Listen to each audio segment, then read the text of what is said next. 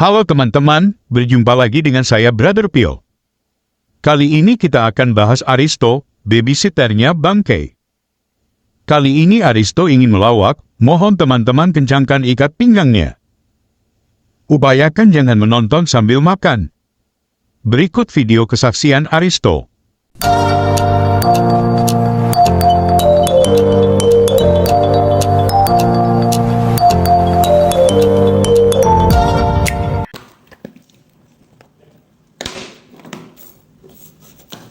Teman-teman semua, kami pernah di sana, betul. Dan gimana ya, susah saya ungkapkan gitu. Apa sih gitu? Apa ini? Sulit saya untuk untuk mengungkapkan ini semua. Gitu. Nggak sampai di kepala saya gitu. Apa hanya karena uang? Hanya karena dunia mereka seperti itu? Gitu. Mereka menjadi pengkhianat terhadap saudara-saudaranya sendiri. Teman-teman semua, saya nggak bohong teman-teman. Kalau saya mau kekayaan, saya dengan Ustadz Kenama mau kekayaan. Kembali lagi aja saya. Lalu saya berbicara di YouTube ini Islam itu gini, itu pundi-pundi uang masuk ke saya, miliar bisa saya dapat uang, tapi untuk apa? Dan kami tidak tertarik dengan itu, harga dari sebuah ketaatan kami. Saya pernah cerita sedikit, saya pernah didatangi, kemudian disewakan sebuah hotel yang sangat mewah. Kemudian setelah saya menginap di hotel itu, lalu malamnya saya diajak ngobrol. Aristo, kamu mau uang berapa? Mau mobil apa katanya? Mau perempuan secantik apa? Yang penting kamu balik lagi gitu.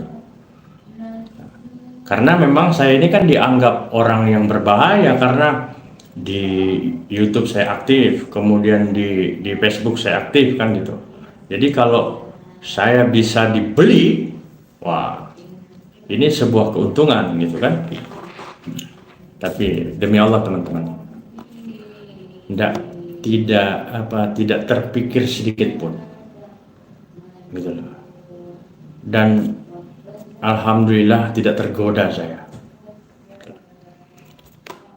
Bagi saya, iman Islam itu lebih mahal daripada tawaran yang diberikan sama saya. Enggak. Gitu. Cerita halu yang membagongkan dan klise. Kita sudah pernah dengar sebelumnya Ustadz Stefan Indra Wibowo yang katanya diimingi uang 20 miliar. Saya terakhir 2017 ada orang datang bawa saya 20 miliar. Saya bilang, wah 20 M ya? Iya, satu koper. Asal Bung kembali. Apalagi? Anjing aja, emang seru sih. Apalagi? Iya, kalau Bung ditinggalin lingkungan kerja, kita kasih kerja Bung. Kalau Bung ditinggal istri, kita carikan istri buat Bung. Wah. Kurang banyak mas. Kita bisa tambahin. Nah, ini semangat ya. Tambah berapa Bung? 30, 40. Saya kasih tuh bos. Orang mana tahu ya? Ntar Rahasara nih. Kita kembali ke Aristo. Gereja mana yang ingin membayar Aristo yang membedakan tahun dengan abad saja tidak bisa? Karena kakak begini, Rasulullah lahir abad ke-6. Iya. Dan Dr. Bambang Nursena, Injil Barnabas, ditulis pada abad ke-11. Berarti Rasulullah usia 5 tahun. Nah, iya. Bambang Nursena bilang, teks yang ditemukan itu ditulis pada abad ke-11. Nabi Muhammad lahir pada abad ke-6. Berarti Nabi Muhammad sampai ke abad ke-11 baru usia 5 tahun berarti. 5 tahun nih. Nggak nyambung saya. Gitu loh. Jadi, pintar. Ya, berarti kita tidak usah kajian. Semuanya sudah dapat. Apa bahayanya orang seperti Aristo dengan kualitas seperti itu? Berikut kompilasi kehaluan Aristo. Allah itu memberikan syarat mutlak yang paling pertama menjadi seorang muslim adalah dia harus berakal dulu baru dia beriman. Gitu. Kalau tidak tidak punya akal itu nggak diwajibkan untuk beriman. Nah, orang-orang kalian yang tidak beriman kepada Al-Quran dan tidak percaya kepada Al-Quran, dalam perspektif Al-Quran, kalian adalah manusia-manusia yang tidak berakal. Dan dalam perspektif Al-Quran, orang yang tidak berakal itu, dia tidak bedanya dengan seekor kerbau. Mohon maaf. Ya. 346 menit kemudian. Al-Quran, masa ada manusia bisa tertidur 309 tahun? Seperti apa? Nah, makanya saya katakan, ini apa ya teman-teman ya, jangan mengukur Sang Maha Pencipta itu dengan akal kita. Ya, kalau kita kita ukur Allah Subhanahu Wa Taala dengan akal kita, emang kita siapa? Dan akal kita nggak akan sanggup. Flashback. Allah itu memberikan syarat mutlak yang paling pertama menjadi seorang muslim adalah dia harus berakal dulu, baru dia beriman. Gitu. Ketika tadi Ustadz Kainama menampilkan Yohanes pasal 20 ayat yang ke-29, berbahagialah mereka yang melihat aku, ya, dan berbahagialah mereka yang tidak melihat Tuhan, tidak melihat Bapa, tidak melihat Allah. Siapa yang mengimplementasikan ke dalam kehidupan sehari-hari? Ya, umat Islam.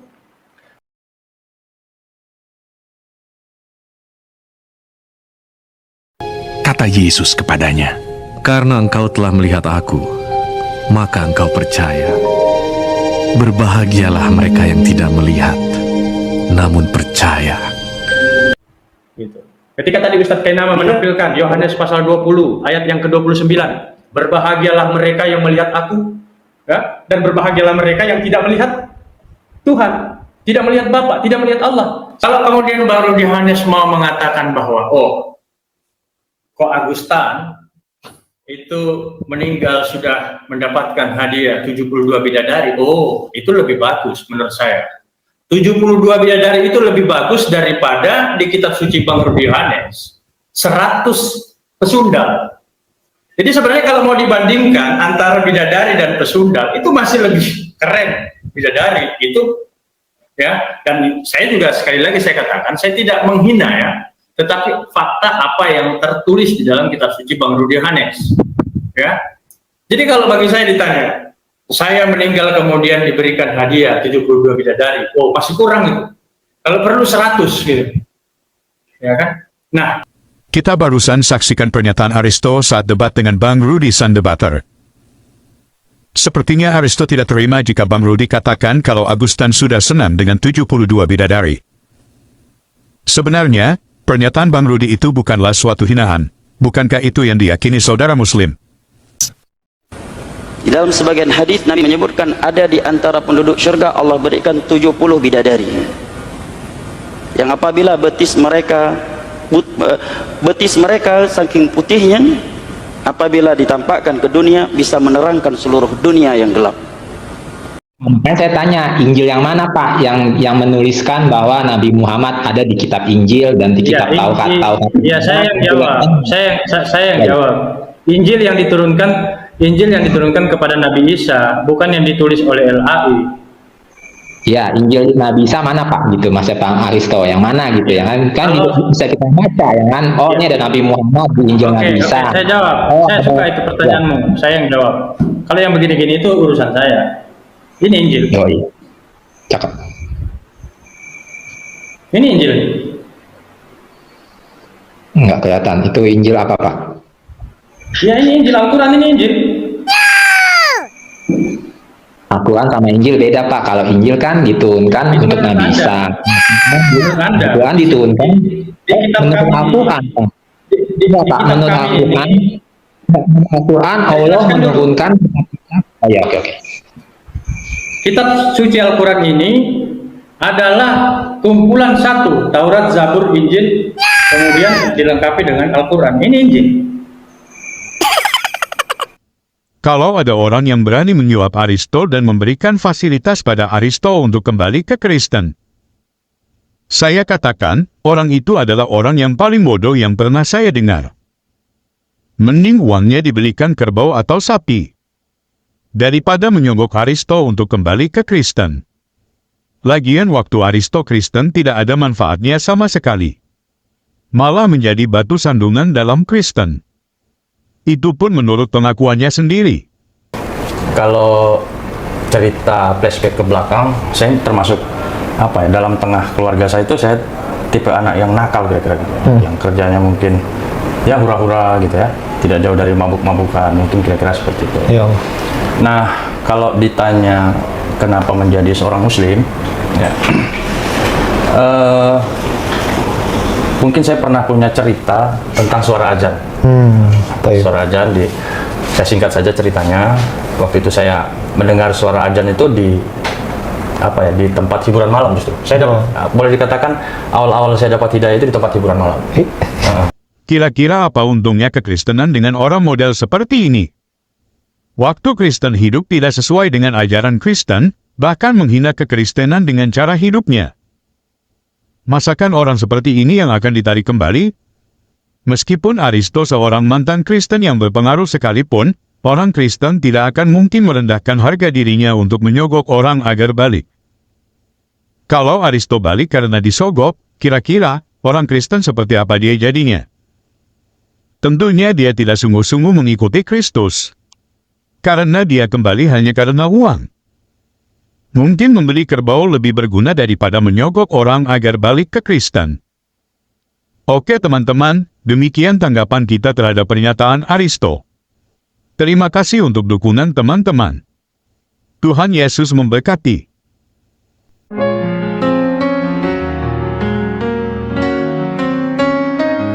Janganlah hendaknya kamu khawatir tentang apapun juga.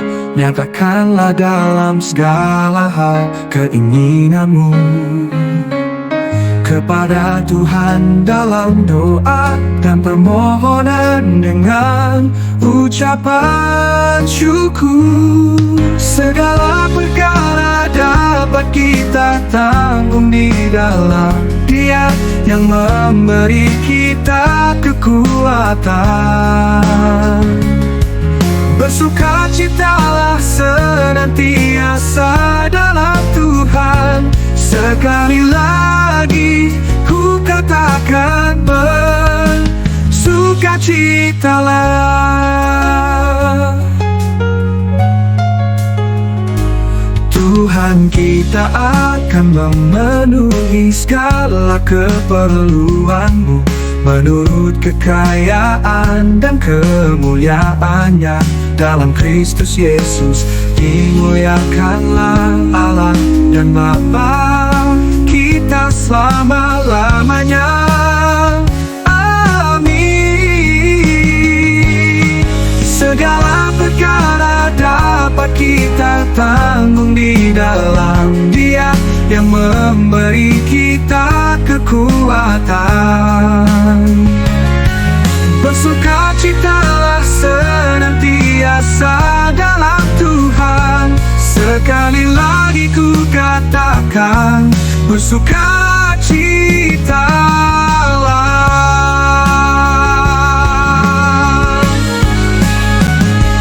Tuhan kita akan memenuhi segala keperluanmu menurut kekayaan dan kemuliaannya dalam Kristus Yesus. Dimuliakanlah Allah dan Bapa kita selama-lamanya.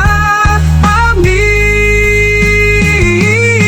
Segala perkara dapat kita tanggung di dalam Dia yang memberi kekuatan. Bersukacitalah senantiasa dalam Tuhan. Sekali lagi ku katakan bersuka